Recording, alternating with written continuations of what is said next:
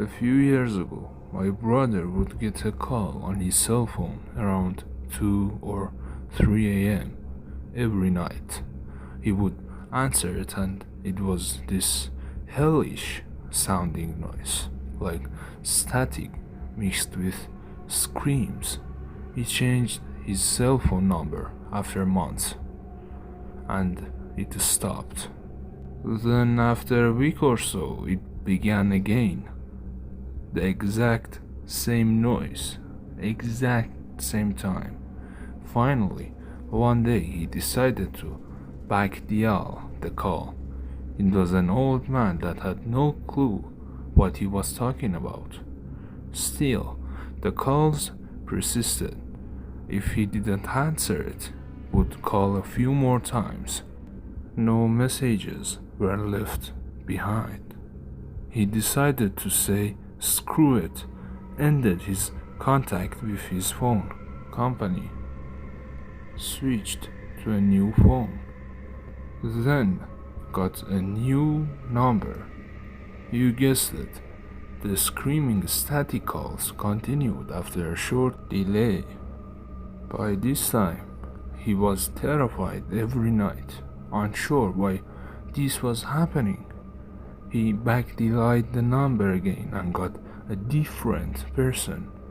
Around this time, he lost his job and his phone. The calls stopped, of course. His phone was disconnected now.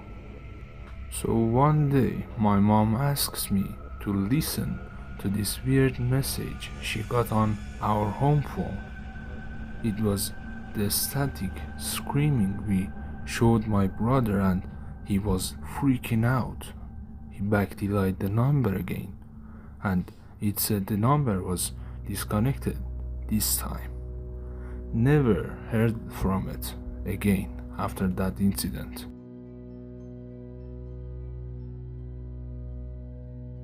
When my sister was young, my parents got her a personal phone, a landline, so that she could feel special. Yes, she was extra spoiled. It was a prepaid landline though, so basically no one could call in or out if she ran out of credit, much like a mobile phone. Anyway, every night at 3 a.m. her phone would ring. She said there was a man on the other line, and she would get really scared and come running to my room. It escalated to the point that I asked her to please disconnect her phone before going to sleep because it was becoming extremely annoying to get woken up every single night by this person that called her. To be honest, since she was about 10, I thought it was just these stupid scary movies she liked to watch. Eventually she just got rid of the phone. In any case, I recall this stopping. A few years ago we were talking about it, and she confessed that her phone continued to ring even after she disconnected it, which is why she said she didn't want it anymore. She has no recollection of what the person on the other end was saying, or maybe she's just completely blocked it out.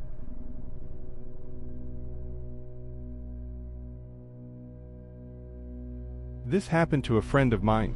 She told me about it a year or so ago. We'll call her Minji. Minji is in her late 20s and works as an English tutor South Korea. One evening, a few years ago, she was tutoring a high school boy. They were up studying pretty late, and the buses stopped running. Being a long way from his house, the boy asked if he could crash on her floor overnight and get the first bus. The next morning, Minji was very reluctant, because inviting a teenage male student to stay the night didn't sound like a great idea, but he was begging her, and eventually she relented. They went back to her one-room apartment, and she got into the bed, while he laid a blanket out on the floor, and they both fell asleep. A few hours later, at maybe 2 a.m., the boy wakes Minji up. "I'm really hungry," he says. "Let's go get some food." Minji opens her eyes and looks up at him in disbelief. "Food? Now? It's 2 a.m. Go back to bed." But the student insists, "No, I'm so hungry. Let's eat something now." She tells him that there's some ramen in the kitchen, and he can fix himself some. This doesn't satisfy him. He doesn't want ramen. There's a 24-hour place just down the road. Let's go there. Eventually, after several minutes of persuasion, the boy gets Minji to come with him to the restaurant. They leave the apartment and head out. As soon as they're on the street, the boy turns to Minji and says, "I'm not hungry. I woke up in the middle of the night and looked under your bed. There's a man sleeping there." They call the police and discover that a homeless man had been living in Minji's apartment, sleeping under bed, for over 2 months. The boy only saw him because he was lying on her floor, so had a clear view under the bed. The police arrested the man, and thankfully there were no other issues. But that's by far the creepiest thing that's ever happened to anyone I know.